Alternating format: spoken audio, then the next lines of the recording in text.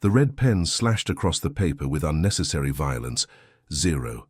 The word was written in large letters, circled 3 times, as if one wasn't enough to emphasize the failure.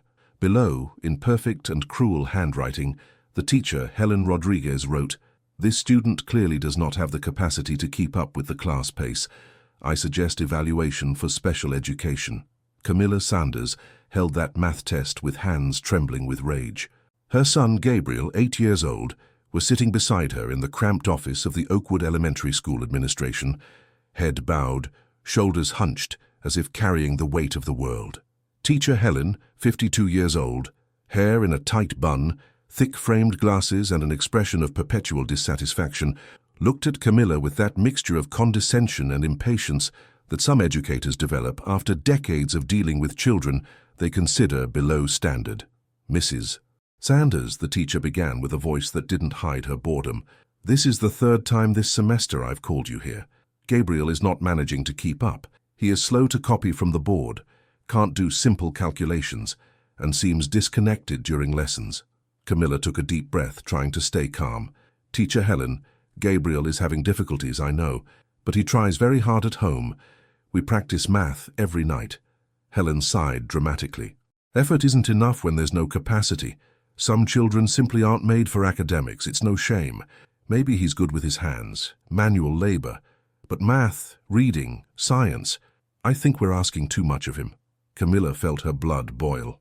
"My son is 8 years old. 8. It's too early to decide he has no capacity for anything." The school counselor, Vera Lewis, a middle-aged woman with a perpetually tired expression, intervened. "Mrs. Sanders, we understand your frustration, but Teacher Helen has 30 years of experience. She knows how to identify when a child needs differentiated support. Differentiated support meant sending Gabriel to the class for students with learning difficulties. It meant labeling him at 8 years old as incapable. It meant giving up on him." Camilla looked at her son. Gabriel still hadn't raised his head. His small brown eyes, normally so lively and curious, were fixed on the floor. He had heard everything, every word, every insinuation that he was dumb, slow, incapable. Something inside Camilla broke and reconfigured itself stronger. She stood up, took her son's hand.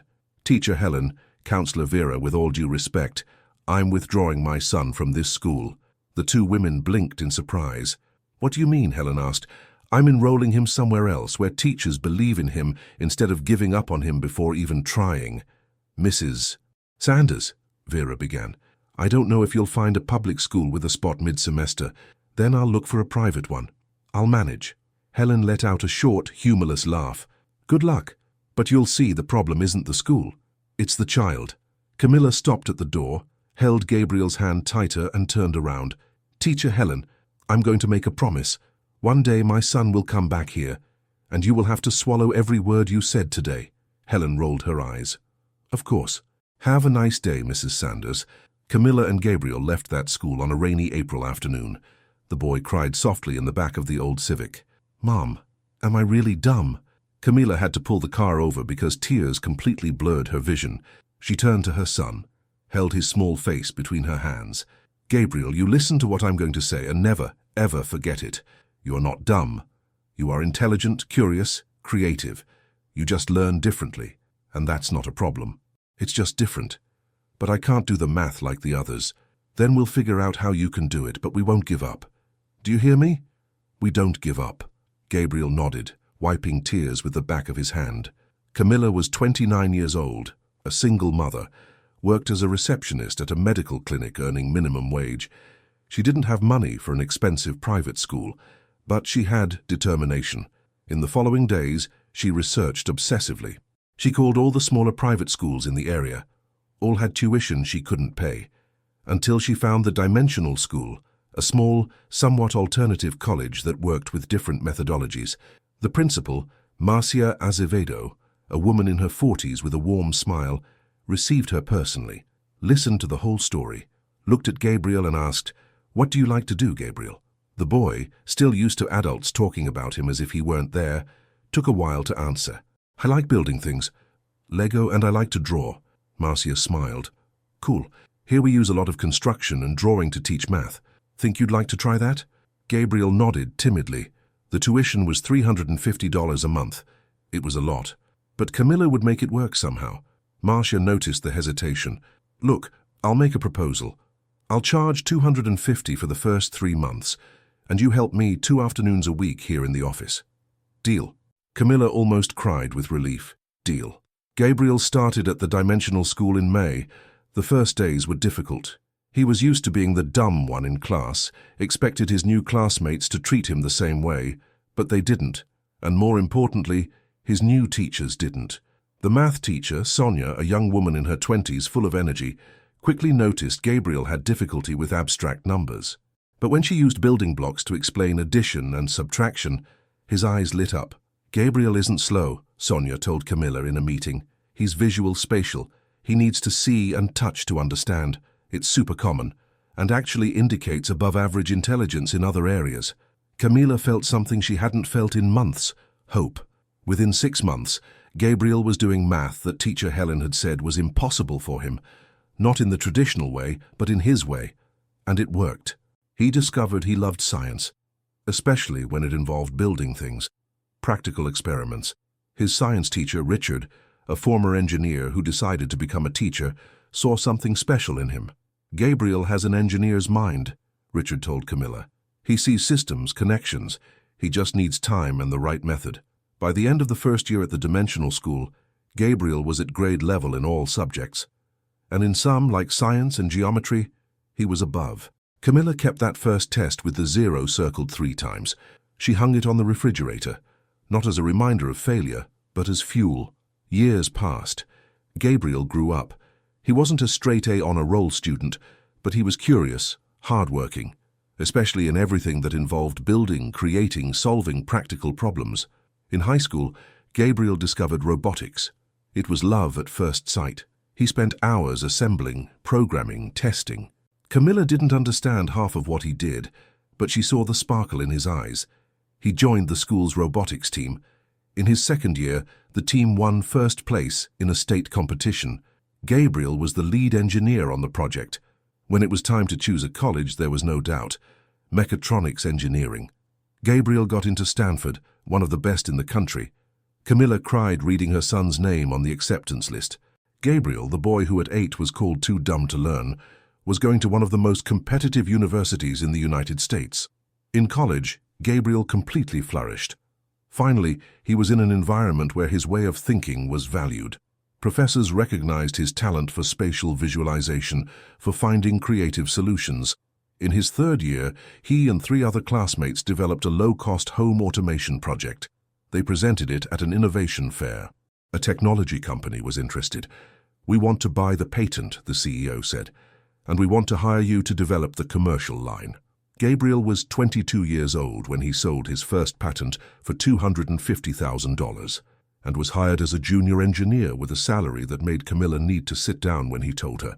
But Gabriel didn't stop there. He worked at the company for 3 years, learned everything he could about the market, about management, about what worked and what didn't. At 25, he and 2 partners founded their own company, TechBridge Solutions. They focused on automation solutions for schools and educational institutions. It was Gabriel's way of giving back to the system that had almost discarded him, but that, with the right people, had saved him. The company grew fast. In 2 years, it had contracts with 15 schools. In 4 years, 50. In 6 years, 200 schools in 3 states were using systems developed by TechBridge. Gabriel was now 31 years old. The company was worth several million. He himself was a millionaire, something he had never dreamed possible as a child. And then came that phone call. Camilla called on a Thursday afternoon. "Gabriel, do you remember Oakwood Elementary?" "How could I forget?" he replied. "They contacted me. They want to do a complete modernization of the teaching system. Computers, tablets for students, classroom automation, and they asked for a quote from TechBridge." Gabriel was silent for a long moment. Then he asked, "Is teacher Helen still working there?" Camilla checked. "She is. She's close to retirement but still teaches 3rd grade. Gabriel smiled. That kind of smile that contains years of history. "Schedule a meeting. I'll go personally." 3 weeks later, Gabriel entered Oakwood Elementary for the first time in 23 years. The building was older, more worn, but essentially the same. The current principal, Marcus Thompson, a man in his early 40s who had recently taken the position, received him with enthusiasm. "Mr. Sanders, it's an honor. I read about your company. It's exactly the kind of innovation we need here." Gabriel shook his hand professionally. "Pleasure, Principal Thompson. I'd like to see the facilities before making a proposal." Of course, let's do a complete tour." As they walked the halls, Gabriel observed everything: the overcrowded classrooms, the lack of resources, teachers clearly overwhelmed. He saw children with that same look he had had, that look of someone being left behind. During the tour, they passed the teacher's lounge, and there she was. Helen Rodriguez, now 75 years old, hair completely white still in that tight bun, thick-framed glasses, sitting correcting tests with that same red pen. "Teacher Helen," Marcus called, "I'd like to introduce Mr. Gabriel Sanders, CEO of TechBridge Solutions. He's considering a modernization project for our school." Helen looked up disinterestedly. Her eyes passed over Gabriel without recognition. "Another one of these modernizations," she said with disdain. "Computers don't replace traditional teaching." Gabriel smiled politely. "Pleasure to meet you, teacher." Helen nodded briefly and returned to her corrections. Gabriel caught a glimpse. She still circled zeros, still wrote harsh comments on children's tests. Back in the principal's office, Marcus sighed. "Sorry about teacher Helen. She's old school, but she's retiring at the end of the year." Gabriel thought carefully. "Principal Thompson, I'm going to make a proposal, but I have one condition." "Of course, go ahead. I want to give a talk to the students and teachers about career paths, about different ways of learning, as part of the project." Marcus seemed confused by the odd condition, but agreed. "That would be excellent. Our students need role models." The talk was scheduled for 2 weeks later. It would be in the school auditorium for students from 3rd to 5th grade and all teachers. Camilla, when she learned of Gabriel's plan, asked, "Are you sure about this? You don't need to prove anything to that woman." Gabriel replied calmly, "It's not to prove anything to her. It's for those children who are in her classrooms now, hearing that they aren't capable." On the day of the talk, the auditorium was packed. Children sitting on the floor in front, teachers in chairs behind. Gabriel saw Helen in the corner, arms crossed, skeptical expression. Marcus made the introduction. "It's with great pleasure that we welcome today Gabriel Sanders, CEO of TechBridge Solutions, a former student of this school, who built a company valued at $20 million before 35. Polite applause. Gabriel took the stage, took a deep breath. "Good morning, everyone. My name is Gabriel Sanders, and yes, I studied here, but not the happiest memories." Some teachers shifted uncomfortably. "When I was 8 years old, a teacher at this school told me I was too dumb to learn. She suggested I go to a special education class because, according to her, I didn't have the capacity for math, science, reading." Absolute silence in the auditorium. Gabriel saw Helen stiffen in her chair. That teacher was wrong, but not completely. "I really had difficulty with the way she taught because I learned differently, and for years I thought that made me inferior. But my mother didn't give up. She took me out of this school and put me in a place where teachers understood that children learn in different ways. And you know what I discovered? That I wasn't dumb. I was visual spatial, which actually means my brain is very good at some things that most people's brains aren't." Gabriel clicked the remote. Images of his projects appeared on the screen behind him. "Today, I design robotic systems. I create smart automation. I have 16 registered patents. My company employs 120 people. And it all started because someone believed I could learn. I just needed to learn my way." He saw children in the front, looking at him with those big eyes, absorbing every word. "I'm telling you this not to brag. I'm telling you because I know in this auditorium there is a child who is being told by some adult that they aren't capable, that they are slow, that they won't make it." His voice became firmer. "And I'm here to say they are wrong. You are not dumb. Maybe you just learn differently, and that's not a problem. That's a superpower if you find the right people to help you develop it." He paused and looked directly at Helen. "To the teachers present here, you have incredible power. You can build children or destroy them. With a word, a comment, a premature giving up, please use that power wisely. Because you never know which child you're calling incapable today might come back 20 years from now and prove you were completely wrong." The room exploded in applause. Children stood up applauding. Teachers applauded, many with uncomfortable expressions, but applauding. Helen did not applaud. She just looked at Gabriel with an expression impossible to decipher. After the talk, several children surrounded Gabriel asking questions. A girl of about 9 asked timidly, "Mr. Gabriel, my teacher said I'm not good with numbers. Do you think I can still be an engineer?" Gabriel knelt to be at her height. "What's your name?" "Beatrice." "Beatrice, I'm going to give you my card. It has my email. I want you to send me a drawing of an invention you'd like to create. It can be anything, and I will write back, okay, because I bet you can be an engineer. And a very good one." The girl walked away holding that card as if it were gold. It was then that Helen approached.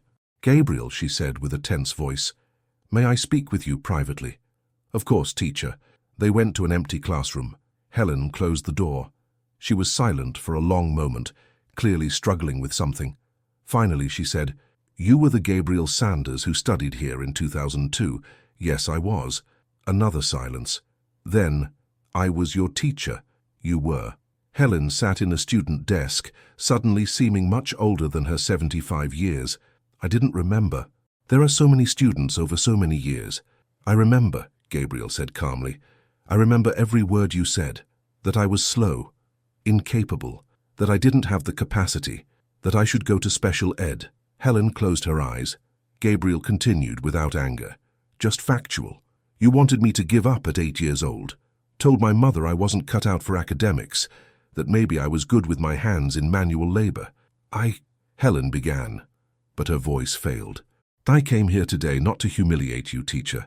I came because I know there are children in your classes now hearing the same things I heard, and I wanted at least one of them to know that it's possible to prove them wrong." Helen opened her eyes. Tears streamed down her wrinkled face. "I taught for 30 years. I thought I was helping, being realistic, not giving false hope."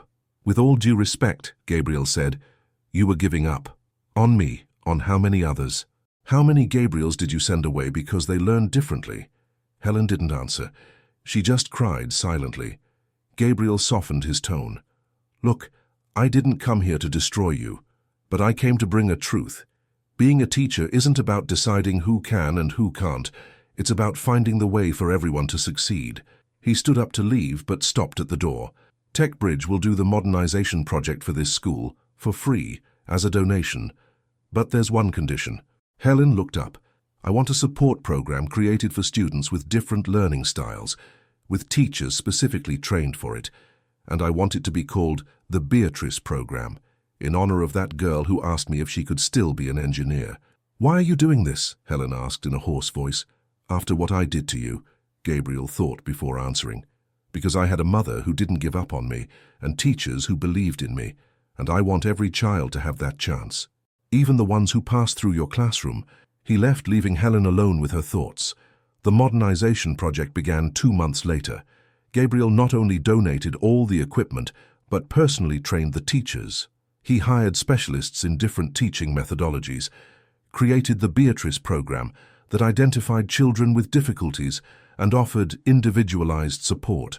The little girl, Beatrice, who had asked the question, became almost the project's mascot. Gabriel visited her regularly, brought her books about inventions, answered her emails full of drawings of fantastic ideas. Helen requested early retirement. On her last day, she asked to speak with Gabriel. They met in the same empty classroom. "I'm going to retire," she said, "and spend my last years doing something I should have done a long time ago." "What?" Gabriel asked. "Apologize. To you, and to all the others." She handed Gabriel a notebook. It was a list of names, dozens of them. "These are the students I remember giving up on. Some I know where they are, most I don't. But I'm going to spend the time I have left trying to find them and tell them I was wrong." Gabriel took the notebook, saw his own name at the top of the list. "This won't undo what was done," Helen continued, "but maybe it will prevent me from dying carrying the weight of having destroyed futures." Gabriel closed the notebook and returned it. "Teacher Helen, I forgive you. Not because you deserve it, but because I don't want to carry anger. But I'm not the one who most needs to hear that. It's these children on this list." Helen nodded, took the notebook back. "I know, and I'm going to spend every day I have left trying to fix it." 5 years after the talk, Gabriel received an invitation. It was from Oakwood Elementary. The Beatrice program was having its first graduation of students who had completed the differentiated support cycle. Gabriel went with Camilla. In the auditorium, he saw 23 children on stage, all who had started the program with difficulties, all who probably would have been discarded. One of them was Beatrice. Now 14 years old, she went on stage to speak. "My name is Beatrice, and when I was 9 years old I thought I was too dumb to have dreams, until I met engineer Gabriel. He gave me a card and told me to draw an invention." She held up a paper. "I drew this. It's an automatic irrigation system for my grandmother's garden, and this year, with help from the Beatrice program and engineer Gabriel, I built a real prototype. And it works." Applause filled the auditorium. "And now I know I'm not dumb. I just learned differently, and that makes me special, not inferior." More applause. Gabriel had tears in his eyes. After the ceremony, a woman approached. It was Helen. She looked different, more fragile, using a cane. "Gabriel," she said, "I wanted you to know. I found 17 of the names on my list. I spoke with all of them, apologized, some forgave me, others didn't, but they all deserved to hear I was wrong." Gabriel nodded. "Thank you for doing that. And there's one more thing." Helen handed him an envelope. "It's my will. I'm leaving my savings, $60,000, to the Beatrice program. It's little compared to the damage I caused, but it's what I have." Gabriel was speechless. "You taught me," Helen continued, "that it's never too late to do the right thing, so I'm trying, in the time I have left." She walked away, leaning on her cane. Gabriel didn't know whether to feel satisfied by her redemption or sad for how many years had been wasted. 10 years after the original talk, TechBridge Solutions had expanded the Beatrice program model to 50 schools in 6 states. Thousands of children who would have been labeled as incapable were thriving. Gabriel received letters, many letters, from parents thanking him, from teachers who changed their methodologies, and from Helen's former students, who after receiving her apologies also transformed their lives. One of them was Luke, whom Helen had said had no academic future. He was now a doctor. Another was Renata, whom Helen had suggested should drop out of school. She was a lawyer. And Beatrice? At 18, Beatrice was accepted to the same university as Gabriel, Stanford, for environmental engineering. Gabriel personally took her on her first day. In the car she asked, "Why did you do all this for me? You didn't even know me." Gabriel thought about the question. "Because someone did it for me, and because I will never forget what it's like to hear that you're not capable. I can't change my past, but I can change the future for other children." Beatrice smiled. "I'm going to make you proud. You already do." Helen Rodriguez passed away 3 years later, at 78. At her funeral, not only family attended, but 12 of the 17 former students she had found to apologize to. Gabriel also went, not out of obligation, but because he recognized that, although late, Helen had tried to fix her mistakes. At the wake, one of Helen's former students, a man of about 40, approached Gabriel. "You're Gabriel Sanders, right?" The engineer. "I am. I'm Michael. I was teacher Helen's student. She told me I was too lazy to be worth anything. I grew up believing that. Ended up in addiction, prison, life destroyed. I'm very sorry," Gabriel said sincerely. "But 3 years ago, Helen found me, came to the rehab clinic where I was, apologized, told me she was wrong, that I had value." Michael wiped a tear. "That changed something in me. It didn't erase the past, but it gave me the courage to build a future. Today I'm a counselor for addicts. I help others get out of the hole." He shook Gabriel's hand. "And I'm only here because you made Helen see what she was doing. So thank you. For her and for all of us." Gabriel went home that night thinking about how stories are complicated. Helen caused real harm, but also, in her last years, she tried to fix it. Did that redeem her completely? Probably not, but it was something. Today, 15 years after that talk, Gabriel is 46 years old. TechBridge Solutions has become a national reference in inclusive educational technology. The Beatrice program is in 200 schools, has helped over 5,000 children. Gabriel continues visiting schools, giving talks, being that voice that tells discarded children, "You are capable." And on the wall of his office, framed, is that math test from when he was 8 years old. 0 circled 3 times, cruel comment in red pen. It's not a reminder of humiliation. It's a reminder that being underestimated doesn't define you. It's a reminder that one person who believes in you is worth more than 1,000 who give up. It's a reminder that one day's failure can be the fuel for a lifetime of success. And when children visit his office, curious about that test on the wall, Gabriel always tells the full story. About the teacher who said he was too dumb, about the mother who didn't give up, about the teachers who believed, about discovering that learning differently isn't being less, it's being unique. And he always finishes by saying, never let anyone define your limits, especially someone who didn't have the creativity to surpass their own. Beatrice, now 24 years old, works at TechBridge as a junior engineer. She developed a smart irrigation system being used in underprivileged communities. She is the living proof that believing in potential changes lives. Camilla, now 54 years old, works as the Family Relations Coordinator for the Beatrice program. She helps mothers who are where she was, desperate with children being labeled. And Gabriel. Gabriel continues to be that 8-year-old boy carrying a cardboard box of belongings from a school that gave up on him. Only now, instead of carrying humiliation, he carries purpose.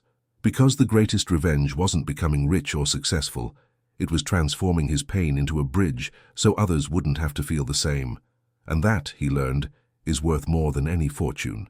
And if this story moved you and made you think of a teacher who marked your life for better or for worse, leave your like now and subscribe to the channel. Here you'll find real stories of overcoming adversity, of people who were underestimated but proved everyone wrong. Stories that show it's never too late to start over, to prove your worth, or even to apologize. Turn on the bell, because every week there's a new story that will inspire you or make you reflect. And tell me in the comments, have you ever been underestimated by a teacher? How did you deal with it? Your story can inspire other people. We read all the comments. Until the next story,